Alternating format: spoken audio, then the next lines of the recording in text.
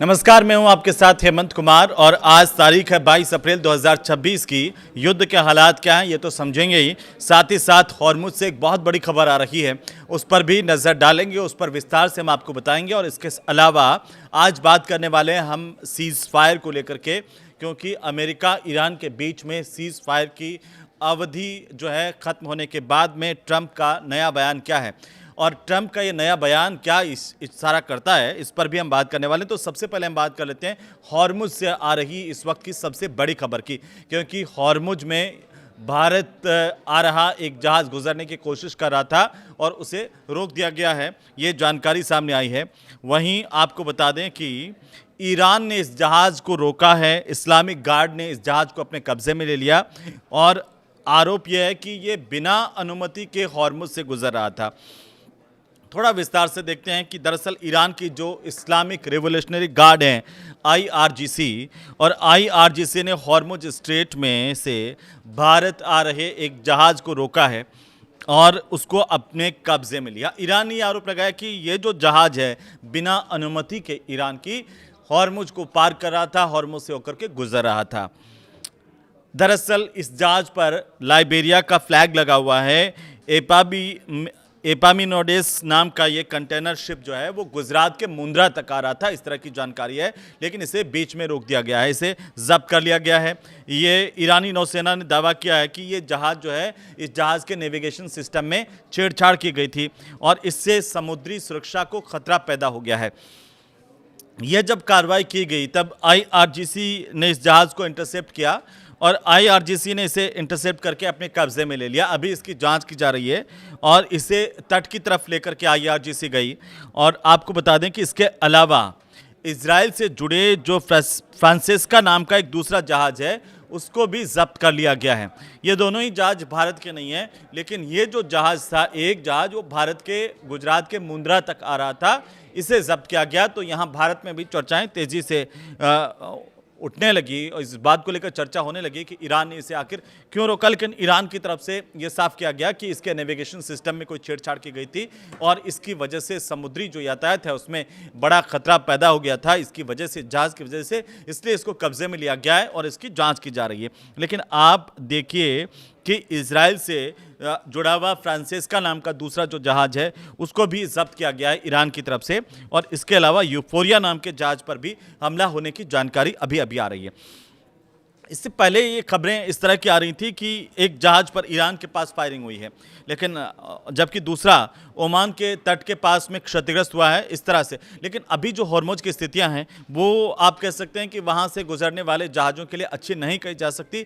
हमले भी हो रहे हैं और लगातार कार्रवाई भी हो रही है, तो इस तरह से अभी आप समझिए कि हॉर्मुज पूरी तरह से लॉक की स्थिति में है। लेकिन अभी आप देखिए कि अब बात कर लेते हैं आखिर सीज फायर पर, क्योंकि ट्रंप का एक बयान आया। ट्रंप ने कहा कि पाकिस्तान ने उनसे अपील की थी और पाकिस्तान की अपील पर ट्रंप ने कहा कि सीज फायर की अवधि को हम बढ़ा रहे हैं। हालांकि ये नहीं बताया कि कितने दिन सीज फायर को बढ़ाया गया है।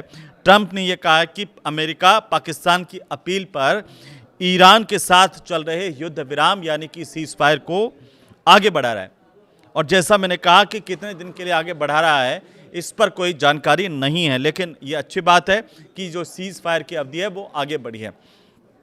ट्रंप ने यह भी कहा कि ईरान में इस वक्त नेतृत्व और सरकार में एकजुटता नहीं है, और ऐसे वक्त में पाकिस्तान के जो प्रधानमंत्री हैं शहबाज शरीफ और आर्मी चीफ पाकिस्तान के आसिम मुनीर, दोनों ने उनसे ईरान पर कुछ समय तक हमलों को रोकने की अपील की थी। ये ट्रंप कह रहे हैं, और ताकि ईरान को साझा प्रस्ताव तैयार करने का वक्त मिल पाए, मौका मिल पाए। ईरान ने पहले ही हालांकि जिस तरीके से सीज़फायर की शर्तों का उल्लंघन का आरोप लगाया, उससे जो तेहरान है वो काफ़ी सख्त संदेश पहले ही दे चुका है, लेकिन ट्रंप के बयान बार बार इस पूरे मामले को लेकर के बदल रहे हैं।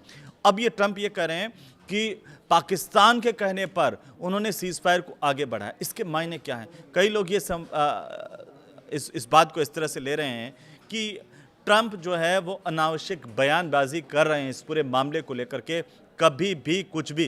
क्योंकि इससे पहले उन्होंने क्या कहा था कि अगर ये जो शांति संधि है वो कामयाब नहीं हुई, ये पीस डील जो है अगर सक्सेस नहीं हुई तो ईरान का नक्शे से नाम हटा देंगे। फिर वो उन्होंने अपने बयान में फिर बदलाव किया। फिर उन्होंने कहा कि हम तो तैयारी कर रहे हैं इस दौरान और बारूदी हमले करेंगे। तो ये एक अलग अलग तरह की जिस तरीके की बयानबाजी ट्रंप कर रहे हैं इस पूरे युद्ध के दौरान, सबने पूरी दुनिया ने देखा।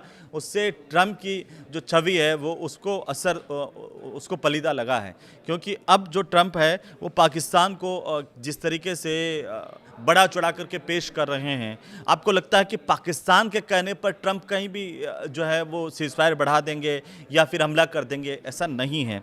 लेकिन फिर भी ट्रंप का ये बयान जो है वो क्यों दिया गया, इसे लेकर कई लोग ट्रंप को मूर्ख तक कह चुके हैं। लेकिन हम आते हैं आगे की बात पर, क्योंकि ट्रंप ने कहा कि इस अपील को उन्होंने माना और अमेरिकी सेना को फिलहाल उन्होंने हमला रोकने का आदेश दिया। हालांकि सेना को पूरी तरह से तैयार रहने के लिए भी कहा है और इस दौरान ईरान पर दबाव बनाए रखने के लिए नाकेबंदी जो है वो जारी रहेगी। लेकिन इस नाकाबंदी को लेकर के फ्रांस का बहुत बड़ा बयान आया है, इसे सही करार नहीं दिया है।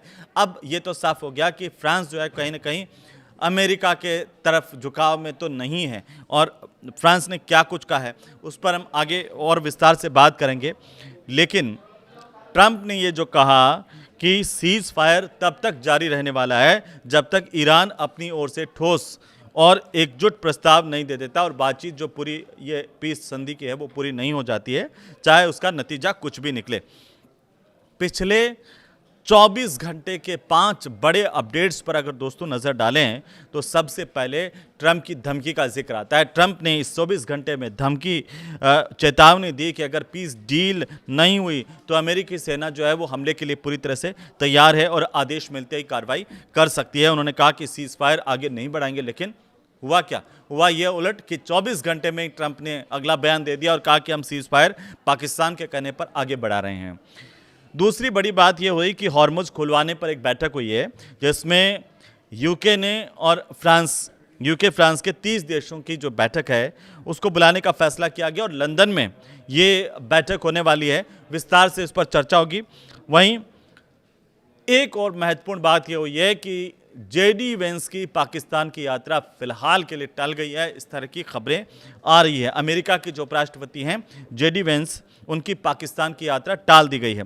ईरान से बातचीत के लिए जो डेलीगेशन है वो पाकिस्तान भेजने से इनकार कर दिया और ईरान की तरफ से यह इनकार करने के बाद में फैसला किया गया कि जेडी वेंस पाकिस्तान नहीं जाएंगे। हूती विद्रोहियों को लेकर के भी एक बहुत बड़ी अपडेट है, वो यह है कि यमन के जो हूती विद्रोही हैं उन्होंने अब चेतावनी दी है कि जंग अभी खत्म नहीं हुई है और अमेरिका और ईरान के बीच बना सीज फायर कमज़ोर है और इसीलिए आगे बड़ा संघर्ष होना तय है। ये हूती विद्रोहियों की तरफ से बताया गया है। फ्रांस की टिप्पणी जिसका जिक्र हम कर रहे थे वो भी इन्हीं 24 घंटों में बहुत बड़ी अपडेट हुई है कि फ्रांस के जो राष्ट्रपति हैं इमैनुअल मैक्रों, उन्होंने हॉर्मुज स्ट्रेट की नाकाबंदी को अमेरिका की बहुत बड़ी गलती करार दिया है। फ्रांस ने कहा कि ये इस फैसले के बाद ईरानी अधिकारियों ने अपना शुरुआती जो रुख था वो बदल दिया। कहीं ना कहीं हॉर्मुज को लॉक करने की, उस पर नाकाबंदी करने की गलती अमेरिका ने की है।